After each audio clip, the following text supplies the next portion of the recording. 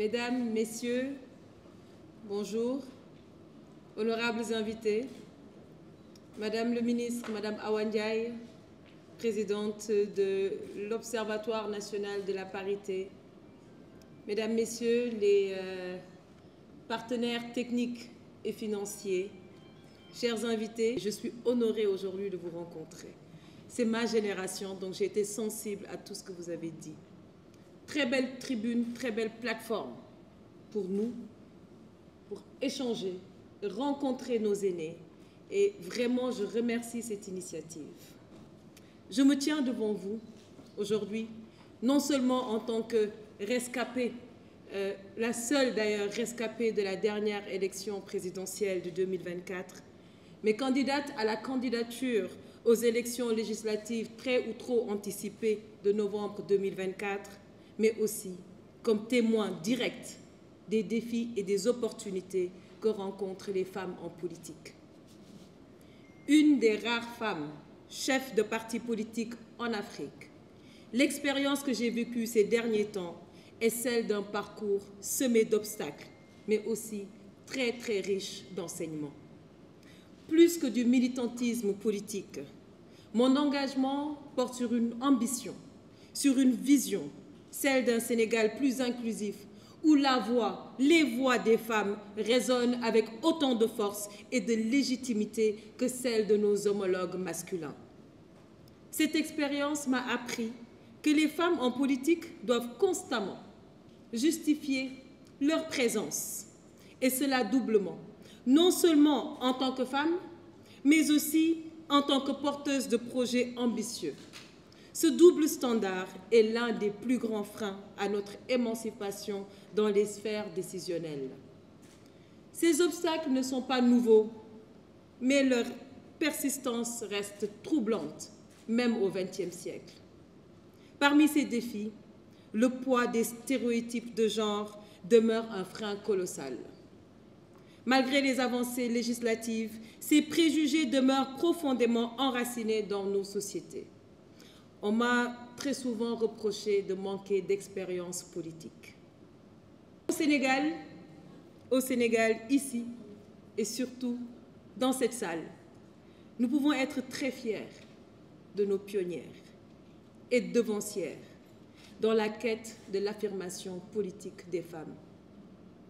Madame Awa Ndiaye, pour la première fois, vous aurez réuni dans cette salle 3 candidates à l'élection présidentielle et je rencontre Madame pour la première fois. Et c'est un honneur. Je vous ai cité souvent de fois pour votre courage. Elle a osé, elle était là, elle aussi. She did something, comme on dit. Et notre sœur et tata, Madame Amsatou Sow Sidibé. Chaque jour, je suis non seulement obligée de me jouer des coudes pour avoir droit au chapitre dans un landerneau politique largement dominé par les hommes, mais le plus ardu est que même auprès des femmes, il faut s'employer par 2 fois pour espérer bénéficier de leur solidarité. L'un des obstacles majeurs relevés lors de ma campagne présidentielle fut le manque de réseaux féminins structurés, prêts à promouvoir le leadership politique féminin. Parce qu'on nous a beaucoup parlé du leadership féminin. Ils ont réussi à nous faire croire, à nous faire penser que la politique est, excusez-moi du terme, sale. Des femmes de valeur ne peuvent pas et ne doivent pas en faire. Ils ont réussi à la rendre un peu dégoûtant. Excusez, ce sont les termes qu'ils utilisent. Mais c'est pour qu'on abdique, c'est pour qu'on se décourage et c'est pour qu'on abandonne. Moi, j'ai décidé, comme mes chères sœurs également, de ne pas abandonner. Parce que cette politique, nous allons et nous devons la faire. Et nous devons la faire à notre façon. Nous devons la faire autrement. Nous avons le devoir et l'obligation morale de montrer également la voie à nos frères, à nos jeunes sœurs et à nos enfants qui vont venir pour les générations à venir. Cette disparité dans l'accès aux moyens complique sérieusement la tâche des femmes qui aspirent à des fonctions de décision dans notre pays. Les obstacles financiers ne sont pas seulement un défi matériel. Ils ont un effet inhibiteur sur nombre de femmes qui envisagent une carrière politique, étouffant ainsi leurs ambitions légitimes aux grandes dames de la logique paritaire. En parallèle de ces défis matériels, un autre obstacle, plus insidieux, mais tout aussi destructeur, est apparu au cours de ma campagne présidentielle. La pression sociale et le lynchage numérique, qui a tenté inlassablement d'ancrer le doute dans mes convictions les plus évidentes.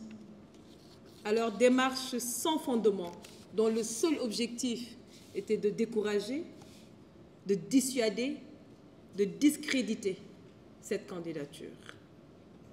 Tout au long de cette aventure, j'ai fait l'objet de nombreuses attaques, lâches, dirigées contre ma personne, sur les réseaux sociaux.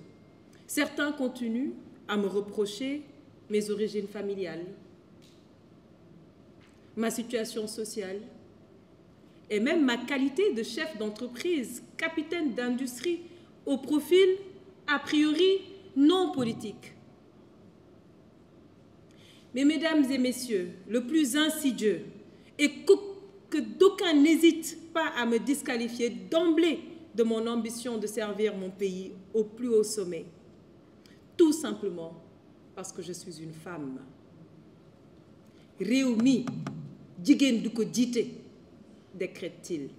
Ce pays ne sera jamais dirigé par une femme, ils ont dit. Malgré ces obstacles, j'ai continué à tracer mon chemin.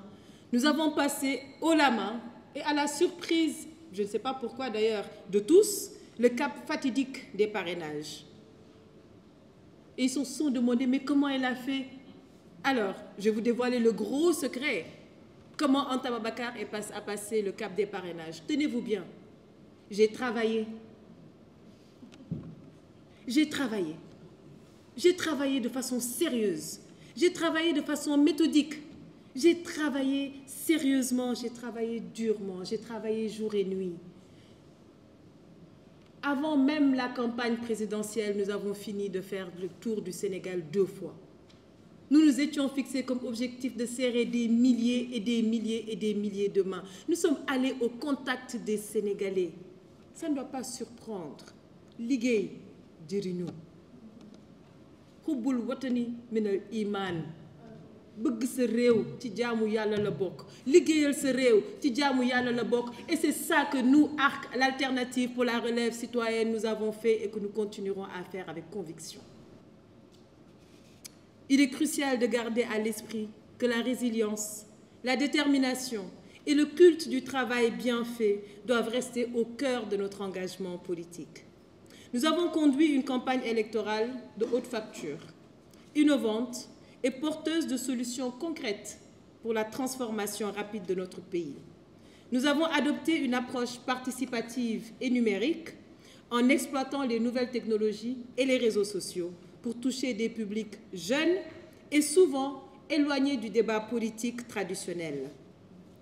Nous avons ancré également notre programme dans les réalités locales en intégrant les préoccupations des communautés souvent marginalisées par la politique conventionnelle. L'entrepreneuriat féminin, l'autonomisation des femmes sont au cœur de notre offre politique. En tant que femme, briguer la présidence de la République, même sans la victoire ultime, et aujourd'hui j'ai découvert ce terme, même en tant que rescapée, et je continuerai à le dire pendant toute la campagne,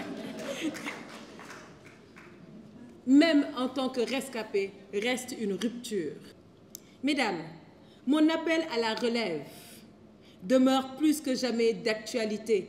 Le temps de la relève est arrivé. Je l'ai dit, je l'ai répété, et je continuerai à le dire parce que c'est toujours d'actualité. Je m'offusque avec vous face à la nouvelle tendance de faible représentativité des femmes dans les fonctions nominatives. Rien, absolument rien ne la justifie. Ma proposition est d'appeler nos sœurs à s'engager davantage à la quête du suffrage des Sénégalais, meilleur gage pour accéder aux fonctions électives, seule garante du vrai pouvoir de décision. Les élections législatives, très anticipées ou trop anticipées, nous offrent une belle opportunité de faire écho à cet appel. Que toutes les femmes se mobilisent pour soutenir nos sœurs qui sont inscrites sur les listes de candidature, pour une représentation de haute qualité à l'Assemblée nationale. Ne ratons pas ce prochain rendez-vous, mesdames. Il y va de la stabilité socio-économique de notre pays et de la consolidation des équilibres démocratiques. Mesdames et messieurs, une meilleure implication des femmes dans la vie politique de notre pays est une exigence de démocratie qui doit être soutenue et renforcée à travers des actions concrètes, parmi lesquelles on peut noter la création de fonds de soutien dédiés aux femmes candidates pour leur offrir les moyens de mener campagne électorale d'envergure. Le renforcement des programmes de formation politique et de mentorat destinés aux femmes. J'ai manqué de mentors féminins. Je voudrais bien en avoir. Je voudrais bien en avoir. C'est une belle invitation. Toutes mes badiennes sont partantes. Merci. Oui. Donc, le renforcement des programmes de formation politique et de mentorat destinés aux femmes afin de leur donner les outils nécessaires pour réussir. La sensibilisation des médias et des organisations de la société civile aux enjeux de genre. Et il faut les encourager à offrir une couverture médiatique aux femmes candidates pour participer à combattre ces stéréotypes et à donner une véritable voix dans les débats publics. Le renforcement de la solidarité entre les femmes en politique. Des plateformes comme le Cercle de l'Arc que nous avons lancé sont essentielles pour donner aux femmes une voix et un espace de partage. Le contact direct avec des populations et l'encouragement des jeunes à rêver et à réaliser leurs rêves. C'est à nous de faire renaître la confiance et de faire renaître cet espoir et de nous investir davantage dans notre jeunesse afin que celle-ci puisse se projeter dans l'avenir. Enfin, il est primordial de mettre en place des réformes institutionnelles pour garantir une véritable égalité des chances dans l'accès aux postes de décision. Mesdames et messieurs, malgré les difficultés, j'ai appris l'importance de rester fidèle à ses convictions. Mon engagement politique demeure motivé par un profond amour pour le Sénégal et par la volonté de proposer un projet novateur, inclusif et juste pour notre peuple. Mon parcours est certes semé d'embûches, mais je reste résiliente et concentrée. Pas pour 10 ans, mais on va dire dans 5 ans, Inch'Allah. Pour moi, le combat ne fait que commencer. Et je suis convaincue qu'une femme peut un jour diriger le Sénégal. Je crois profondément que nous devons nous autoriser l'ambition de voir grand. Ce que j'ai vécu m'a montré que tout est possible. Et c'est avec cette conviction que je continuerai à œuvrer pour l'émergence d'un Sénégal plus juste et plus prospère pour tous. Ensemble, ñu ànd liggéey suñu Sénégal bi ñu bokk. Merci beaucoup.